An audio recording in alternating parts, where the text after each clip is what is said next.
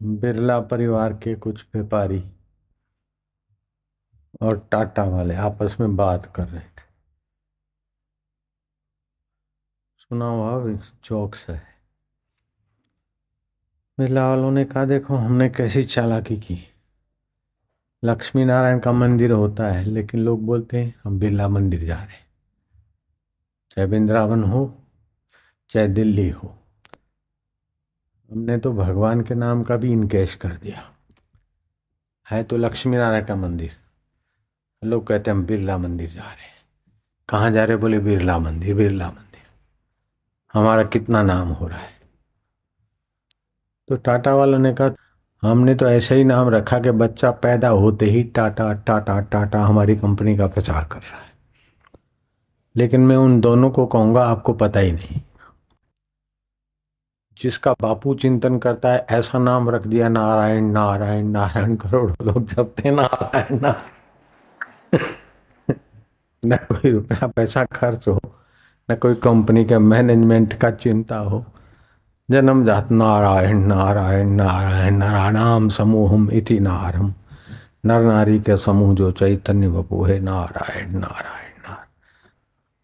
काय को कंपनी चलाओ, काय को मंदिर में भगवान के नाम का इनकेश करो, अपना ही नाम नारायण नारायण नारायण पर्याप्त है। हाँ, नारायण नारायण। बोले घर में आग लग गई, बोले नारायण नारायण, अर्थात अग्नि देवता नारायण आए। बोले फायदा हो गया, बोले नारायण नारायण। फायदा भी नारायण रूप है, हो गया वो भी नारायण। बोले पेट में दर्द हो गया, हम मर रहे हैं, बोले नारायण नारायण। क्या है कि नारायण की लीला है। फलाने ने निंदा की आपकी, बोले नारायण नारायण। क्योंकि निंदा किया तो हमारे दोष बता रहा है नारायण। हमारा नारायण हमारा दोष बता रहा है, कितना दयालु। आपकी बड़ी सराहना कर रहे फलाने, नारायण नारायण। सराहना करने वाले में नारायण, कितने दयालु है, कितने उदार है। सत्ता तो उसी चैतन्य बाबू की, और सराहना हमारी कर रहे नारायण। बोले हम मर जाएंगे, बोले नारायण नारायण। शरीर के नाम और रूप और मिथ्या माया का प्रतीति से पिंड छूटेगा। बोले अग्नि में जल जाएंगे, बोले नारायण नारायण। अग्नि नारायण, सूर्य नारायण, बद्री नारायण। नारायण नारायण के खेल। एक नाम ही ऐसा रखा कि नारायण नारायण अथवा ओम ओम। बिना अज्ञान के दुख का कहीं अंश भी नहीं है। जारे जो भी दुख है, जो भी कष्ट है, सारे के सारे अज्ञान का ही विस्तार है। अज्ञानेन आवृतम ज्ञानम तेन मोहन्ति जन्तवः। अज्ञान से अपने शुद्ध बुद्ध नारायण स्वभाव का, सुख स्वभाव का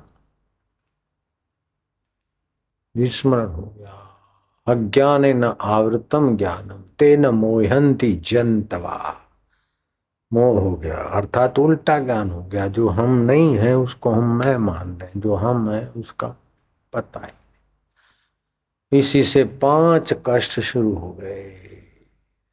अविद्या, अविद्यमान धन को, अविद्यमान तन को, अविद्यमान संबंधों को, अविद्यमान संसार को विद्यमान मानते हैं, और जिसकी सत्ता से मानते हैं उसका ही पता नहीं। ये हो गया अविद्या। फिर रही अस्मिता। मैं सीए हूं, मैं बीए हूं, मैं फलाना हूं, मैं ढिंगना हूं, मैं दुखी हूं, मैं सुखी हूं। ये सारा अस्मिता का परिवार है।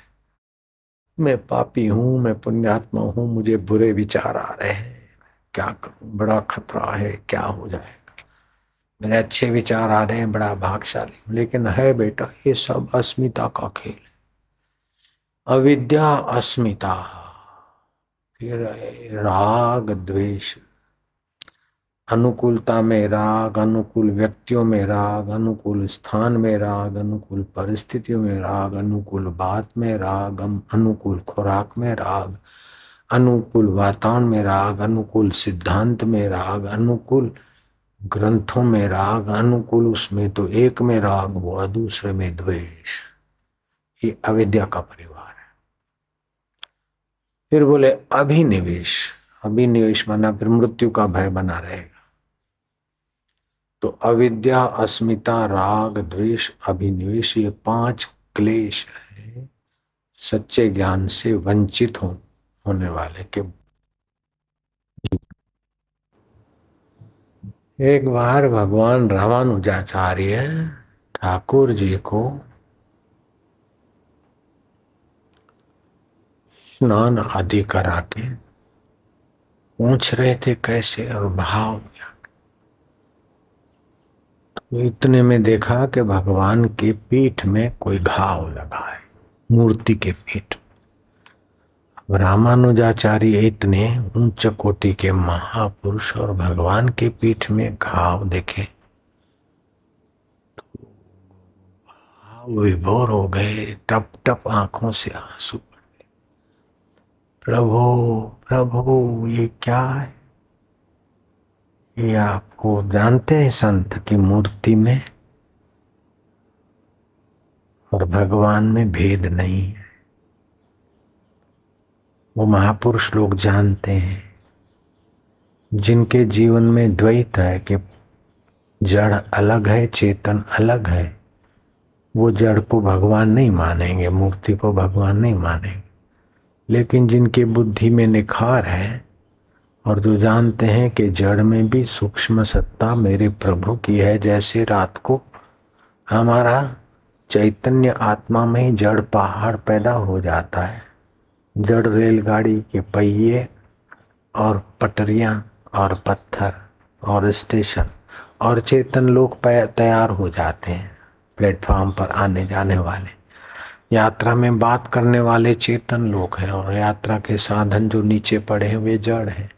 है तो दोनों ही हमारे चैतन्य की ही लीला है। जड़ चेतन जीव जगत सकल राममय जान, कोई इतना ऊंचा वैदिक ज्ञान है वे तो कीड़ी में भी अपने परमेश्वर की पूजा करके उसको आटे से उस परमेश्वर की पूजा करेंगे। वो तो वट सावित्री का व्रत रखकर भी अपने चैतन्य की पूजा, और 100 पारी में भी गणानाम पति गुंगवाहा निधि पति गुंगवाहा महेशपति गम गणपते नमः। तो वो भक्त ये जानता है कि मैं अभी 100 पारी लाया हूं 1 रुपए की। जब पूजा में बैठता और ब्राह्मण उसमें भाव करवाता है तो फिर वो प्रणाम भी करता है, तिलक भी करता है, भोग भी रखता है। क्योंकि भारतीय संस्कृति का वैदिक वांग्मय ज्ञान ऐसा है कि वो आदमी के अज्ञान को मिटाने के लिए अलग अलग रीति भांति से उसको जड़ चेतन में अपनी परमात्मा सत्ता का सुख ज्ञान और मुक्ति प्रदान करे, ऐसी सुंदर व्यवस्था है। तो वल्लभ रामानुजाचार्य जैसे महान आत्मा वो भगवान की मूर्ति में घाव, तो साधारण पुजारी बोले हो गया होगा तो चलो ठीक है मूर्ति बदल देंगे, ऐसा नहीं।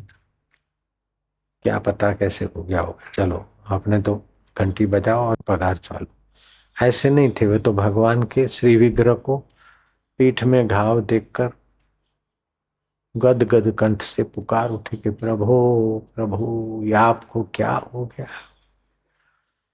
मेरे राम जी, मेरे नारायण, क्या ये आपको ये घाव? प्रभु ये आपके पीठ पर घाव। जब रामानुजाचार्य भाव विभोर होकर तो वो ही मूर्ति उनके आगे बोलने लगी,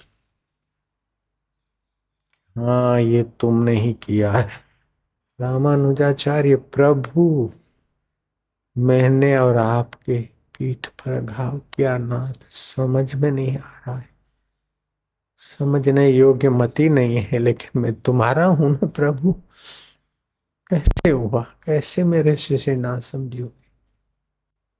बोले रामानुज तुम जब खंडन करते हो ना, खंडन करते हो वही मेरे को घाव हुआ है प्रभु। मैं तो नास्तिकता का अभक्ति का खंडन करता हूँ और आपका मंडन करता हूँ, आपके अस्तित्व को स्वीकार कराता हूँ और नास्तिकता का अभक्ति का खंडन करता हूँ, भक्ति की स्थापना। बोले जब सत असत चाह अहम अर्जुना, सत भी मैं हूँ, असत भी मैं हूँ, जड़ चेतन जीव जगत सकल राममय जानी। तो आप खंडन करते तो खंडन का हिस्सा विषय भी तो मैं ही। आस्तिक में मैं हूँ तो नास्तिक में कौन, भक्त में मैं हूँ तो अभक्त में कौन है, सुखी में मैं हूँ तो दुखी में कौन है। क्या जीवन संघर्ष, क्या जीवन का उद्देश्य संघर्ष है कि परम शांति भी है। खंडन मंडनी है कि इस खंडन मंडन का अधिष्ठान भी कोई है। खंडन मंडन क्या सत्य में है कि मिथ्या वृत्ति में है कि मान्यताओं में। भगवान के भक्त राम, भगवान रामानुजाचार्य बोले भगवान के भक्त बोलते हो महाराज, फिर बोलते हो भगवान रामानुजाचार्य, तो क्या ये दो भगवान थे। हाँ, यही तो विशेषता है सनातन धर्म की कि 2, 3, 10, 50, 100, 1000 दिखते हुए भी एक और एक दिखते हुए भी अनंत है। यह है ज्ञान। अनेक होते हुए भी वो अनेक नहीं है, एक ही है, और एक होते हुए भी वे अनेक रूप है। महात्मा कहीं पर लघु शंका कर रहे थे और उसी खेत में कोई आदमी आकर कुछ उनकी बेलें जो लगी थी, ककड़ी होगी, खीरा होगा, जो होगा, कोई चुरा के जाता था। तो अब वो अनजान किसान ने देखा कि यही आदमी शायद बैठ के यूं अपना चुरा रहा है, आके डंडा मार दिया सिर पे, तो सिर से रक्त की धार बही। चोर कहीं का, ऐसा बैठा है, मेरे खीरे तू ले जाता, ककड़ी चुरा के तेरे, ऐसा है ऐसा। तो चल पड़े महात्मा आगे।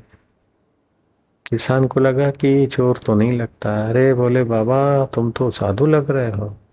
महात्मा क्या ठीक है, तेरी मर्जी।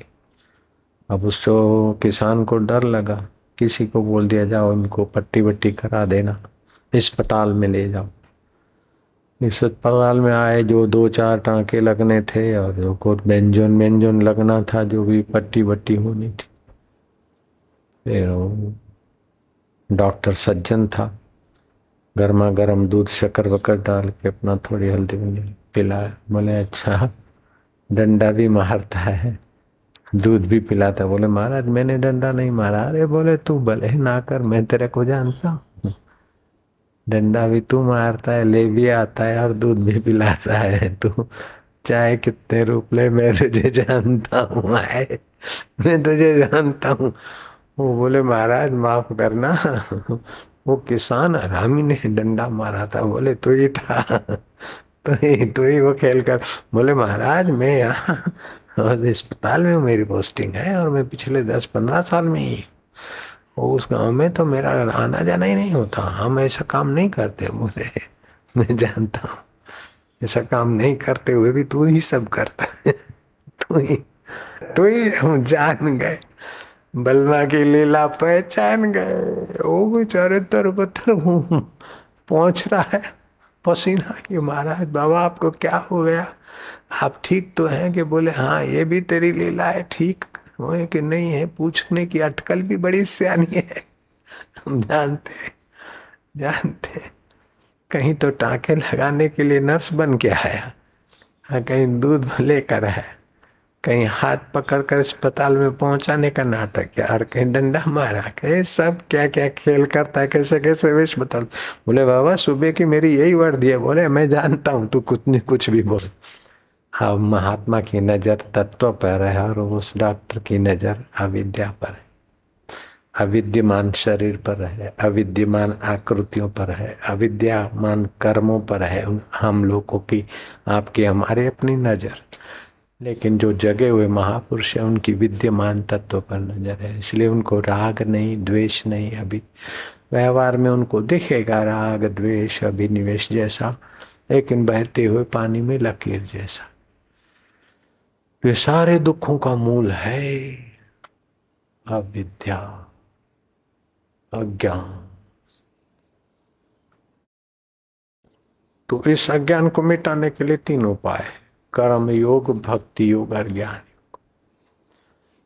योग। सुख लेने की वासना है ना, इसी से आदमी सारी गड़बड़े करता है। इसलिए निष्काम कर्म करके सुख लेने की वासना को, कर्म करने के फोर्स को, करने के राग को निष्कामता से बदल दो। अपने सुख के लिए करेंगे तो अविद्या बढ़ेगी, कामनाएं बढ़ेगी, राग द्वेष बढ़ेगा। औरों की भलाई के लिए लग जाओ। ये निष्काम कर्म, कर्म तो सब करते हैं, वो योग बन जाएगा। हृदय में अपना आनंद आएगा। औरों के सुख के लिए करोगे तो आप क्या दुखी रहोगे क्या? जो सुख देता है सबको तो वो सब उसके सुख के लिए तो तत्पर हो जाएंगे। लेकिन सब हमारे सुख के लिए तत्पर हो, ये भाव से करोगे तो वो निष्काम नहीं होगा, वो बेईमानी हो जाएगी। इस वक्त ईमानदारी से निष्काम कर्म योग एक उपाय है। उसमें इंद्रिय लोलुपता नहीं और मनमुखता नहीं, शास्त्र के अनुरूप सावधानी रखनी पड़ती। दूसरा है भक्ति योग। तो भक्त का मुख्य उद्देश्य क्या है? भक्त को क्या क्या करना चाहिए? भक्त को कुछ नहीं करना है। भक्त को कुछ नहीं करना है, खाली भगवान की स्मृति बढ़ा दे, विस्मृति ना हो। बस भगवान की स्मृति से जो कुछ भगवान में है, सतता, चेतनता, आनंदता, वो भक्त में आ जाएगी। जो दिव्य गुणों की आवश्यकता है वो अलग अलग जगह से खोजने जाने की जरूरत नहीं, कोई कहीं से भरने की जरूरत नहीं। भगवत सुमरण ही सारे सद्गुण और दिव्यता भर देगा। एक तबीब अपना प्रिय शागिर्द को मूर्ख नहीं रखना चाहता है तो विश्व के तबीबों का तबीब भगवान अपने भक्त को क्या अज्ञानी रखेगा क्या?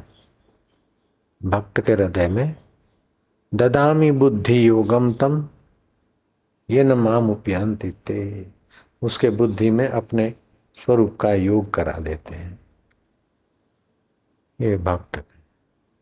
तीसरा है तत्व ज्ञान का मार्ग। आत्मा परमात्मा को पहचानने के लिए ये शरीर जल जाएगा, नाक को कितना ही सूंघाया आखिर कब तक, जीव को कितना चखाया आखिर क्या, कान से सराहना सुनाई लेकिन सराहना सुनी तो इस मर जाने वाले शरीर की, जिसका नाम कल्पित है। नाम का नाम हुआ, शरीर को थोड़ा आराम मिला, लेकिन मुझे क्या मिला?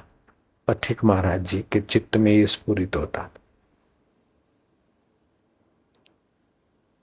नाम का नाम हुआ, शरीर का नाम हुआ,